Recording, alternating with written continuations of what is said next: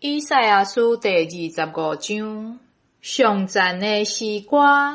上主啊，你是我的上帝，我要尊你最大，称赞你的名，因为你有用真诚信实实现对古早就计划奇妙的事。你有互城变做粪扫堆，互释放的城荒废，互外国人的要塞彻底毁坏，永远袂当重建。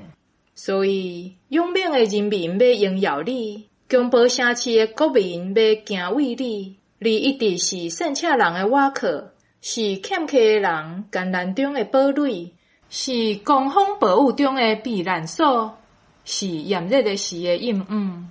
因为强暴的人攻击的时，若狂风在拍城墙，外国人的喧哗亲像旷野的炎热，你用云遮看。互热气消散，你互强暴的人无搁唱凯旋的歌。上帝准备宴席，伫这个山顶，上主万军的统帅要为着万民准备丰盛的宴席，上好的酒宴，有肥肉，有骨髓，有陈年的好酒。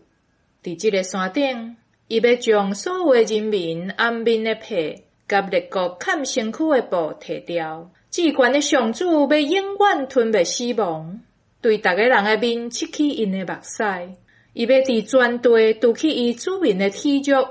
上主安尼宣布：伫迄日有人会讲：恁看，这位是阮的上帝，阮一直在仰望伊，伊一定会来解救阮。这位是阮一直在听候的上主。